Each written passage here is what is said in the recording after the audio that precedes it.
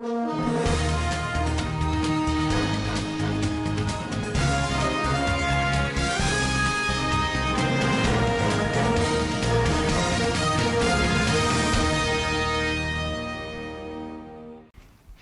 government declares October 1st public holiday.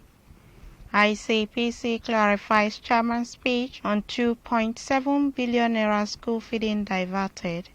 British court orders release of $200 million guarantee to Nigeria on business. President Muhammadu Buhari seeks National Assembly's approval to reimburse 5 states with over 148.13 billion naira.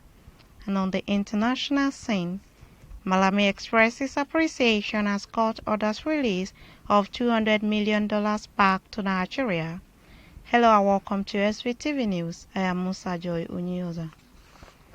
The federal government has declared Thursday, October 1st as public holiday to mark the nation's 60th independence anniversary. This was made known by the Minister of Interior, Rauf Aribishala, in a statement on Tuesday, which was signed by the Permanent Secretary of the Ministry of Interior, Georgina Ihuria. The statement titled Federal Government declares Thursday, October 1st, 2020 public holiday to mark Nigeria's 60th independence anniversary urged Nigerians to continue to aim for peace and unity, which form the bedrock of Nigeria's independence. The statement quoted Aribishala as saying, though celebrating 60 years of independence really calls for pomp and pageantry, but with the global COVID-19 pandemic, which has forced all nations in the world to think and act courteously, the federal government cannot avoid the imperative of a low-key celebration at this time. It wished Nigerians a fruitful independence celebration and reminded them of the fact that the founding fathers, in spite of the differences in faith, tribe, and tongue, came together for Nigeria's independence. President of the Senate, Ahmed Lawan, has said that President Muhammadu Buhari would next week present the 2021 budget estimate to joint sitting of the National Assembly. Mr. Lawan made this known on Tuesday during plenary in a speech delivered to welcome lawmakers back from the Senate's annual recess. For more on the story, over now to Peter Phillips. The Senate's president, while commending the Joint Committee on Finance and National Planning for carrying out comprehensive legislative work on the 2020/2022 medium-term expenditure framework and fiscal strategy paper, stated that consideration of its reports by the upper chamber would precede presentation of the 2021 budget estimate next week by the president. The Joint Committee will present its reports to the Senate on Wednesday, 30th September 2020 for consideration. This is a precursor to the presentation of the 2021 budget estimate by the executive arm of government soon. The Senate President said he is aware that the executive will be presenting the 2021 budget estimate by next week. He also announced that the upper chamber will provide a one-month window for budget defense by ministries, departments and agencies of government. Like last year, the month of October 2020 will be dedicated for this exercise. Subsequent months of November and December will be dedicated to the internal processing of the budget by NAS. I am Peter Phillips reporting for Standard Voice Television. The Vice-Chancellor of Federal University Dutse, Professor Fatima Mukhtar, on Tuesday revealed that she has attracted over 10 billion naira project to the university in the last 4.5 years. Professor Fatima, who stated this while answering questions from NTA on the educational progress of Northern women since 1960 and her legacies as one of the shining stars of women education in the North. For more on this story, Fatima Ibrahim reports. Professor Fatima appreciated President Muhammadu Buhari, who appointed her as the Vice-Chancellor of Federal University Dutse, to contribute her quota to the development of the university, adding that she is leaving the university better than she met it. She said she made some improvements in the university in terms of academic and infrastructural developments, and one of such areas is the College of Medicine. The Vice-Chancellor explained that she knew she would be leaving the program solid, and the student will be going to the hospital and start their clinical as soon as ASU strike is called off.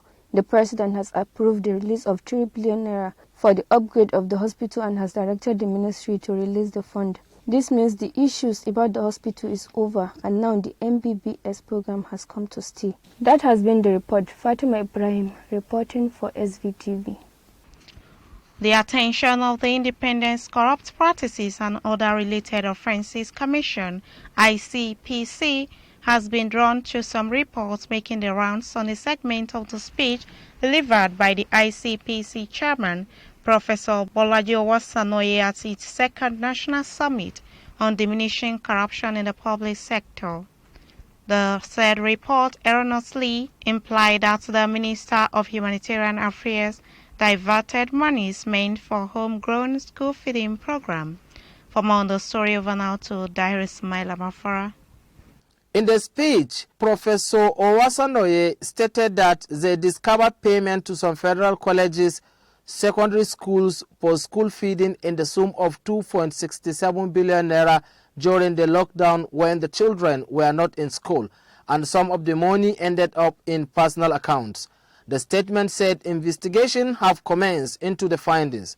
The commission clarified that the school feeding referred to by the chairman of ICPC was the feeding of boarding students in federal government colleges who were all at home during the COVID-19 lockdown. It is not the homegrown school feeding program being managed by the Federal Ministry of Humanitarian Affairs, Disaster Management and Social Development. The Commission had discovered through its review of publication on the Open Treasury portal that statutory monthly allocation meant for the feeding of secondary school students of some federal government colleges were diverted into personal account.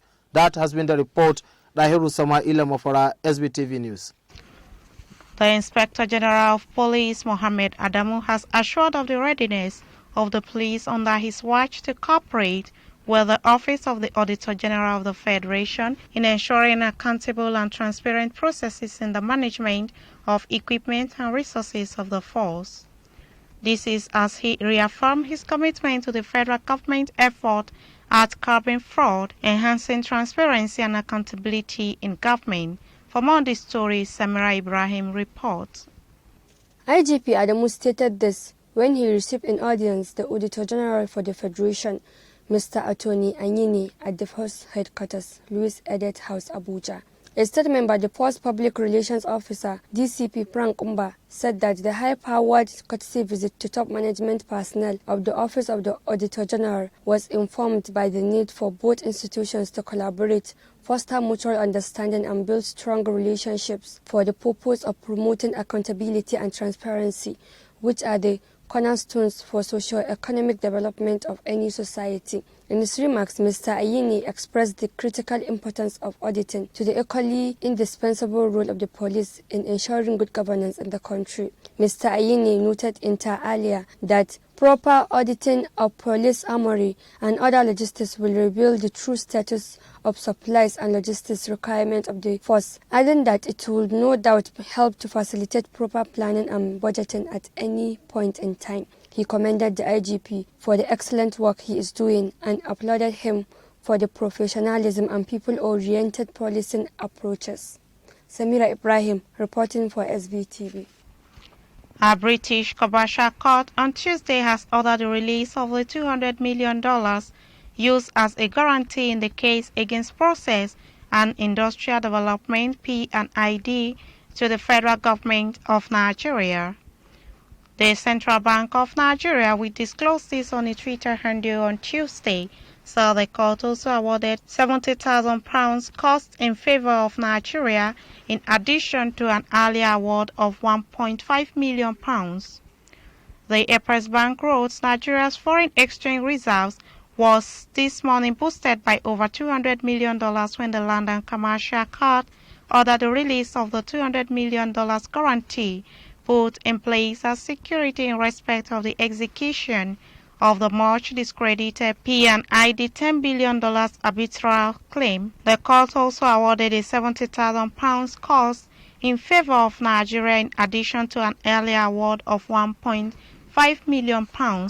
The court had earlier this month granted the federal government permission to challenge the arbitral award of $9.6 billion against Nigeria for the failed gas supply and processing agreement signed with P&ID in 2010. Justice Rose Craston, who delivered a judgment, also ordered the firm to pay £1.5 million to Nigeria within 21 days. Ayo Salame, chairman of the presidential panel investigating Ibrahim Magu, suspended chairman of the Economic and Financial Crimes Commission (EFCC), says he does not regret his appointment to serve on the panel. Magu is being investigated over allegations of abuse of office and mismanagement of recovered assets from May 2015 to May 2020, the time he acted as chairman of the anti-graft agency. In a memo on Tuesday, Salami accused the lawyers of planting reports in the media that he regrets chairing the panel. The reports were a figment of the wide imagination of the reporter, the two lawyers quoted as his sources, and the medium that published the story. He said there was no time anything near the unthinkable scenario painted the false story occurred in any meeting between himself and the lawyers to Magu, or any other person for that matter, since the Judicial Commission of Inquiry began its sittings.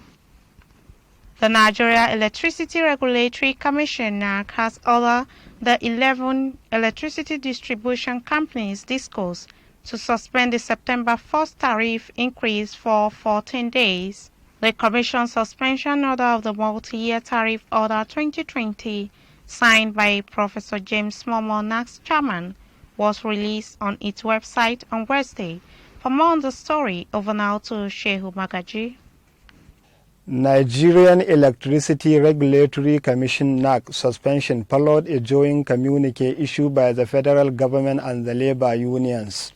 The federal government agreed that the recent review in electricity tariffs would be suspended by the Commission for a period of 14 days for further consultations and finalize the negotiation between the parties.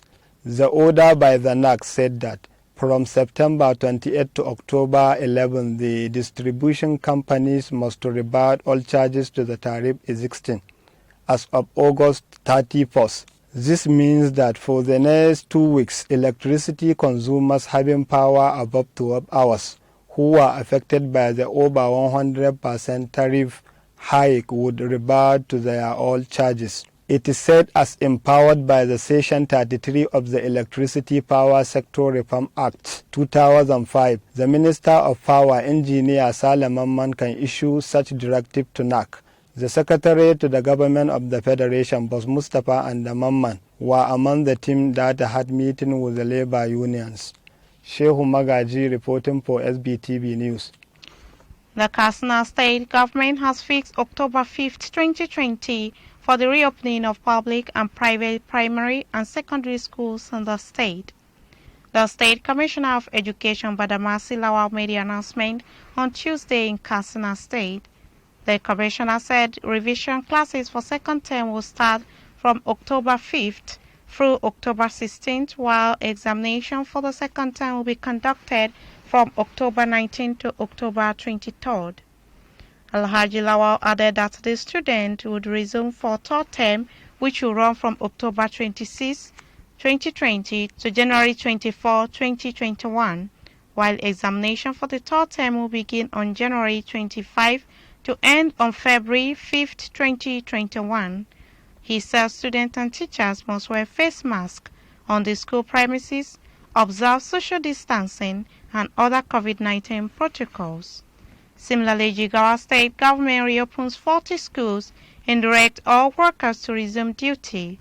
The government announced that it will fumigate all schools and provide hand-washing facilities and thermometers for measuring the temperature of students and teachers.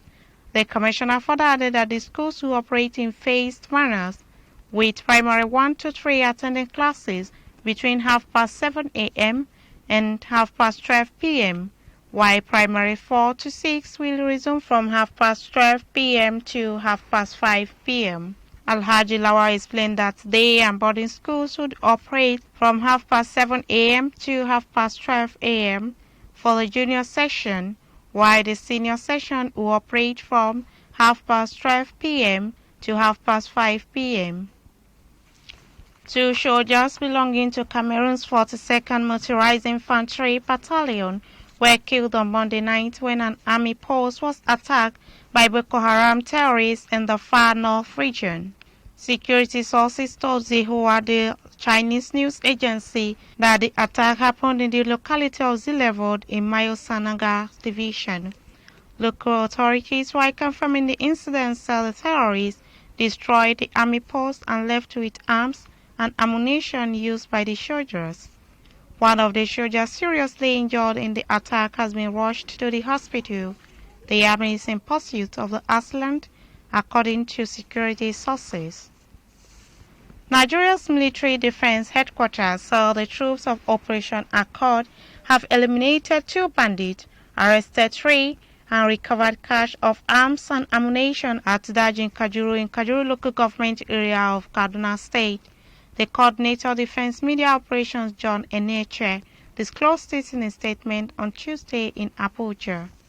Mr. Eneche said the success was recorded during search and rescue clearance operation carried out in conjunction with local vigilantes supported by close air support on the location. He explained that an unconfirmed number of bandits escaped with gunshot wounds after a fierce encounter with them. According to him, during the encounter with the gallant troops, 2 magazines, 26 rounds of 7.62 mm special ammunition and 2 motorcycles were recovered. We'll be right back after this short commercial break. Stay tuned.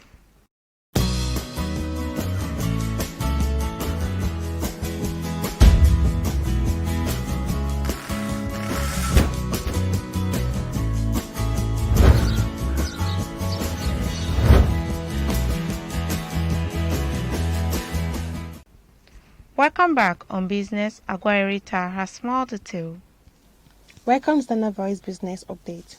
President Muhammadu Buhari on Tuesday has tendered a request to the Senate to approve the sum of over 148 billion naira as promissory note to the 5 states.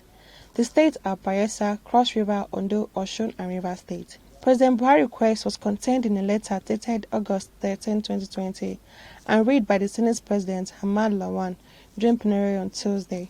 It read, "The Senate may wish to be informed that the Federal Executive Council, at its meeting of June 3, 2020, approved the reimbursement of over 148 billion naira through the issuance of promissory notes to Bayelsa, Cross River, Ondo, Osun, and Rivers State government for federal road projects executed by the state. The approval by Federal Executive Council was subsequent to the recommendation of an interministerial committee which reviewed the request for reimbursement made by the state government for the project." And that's been on Standard Voice Business Update. I'm Aguirita.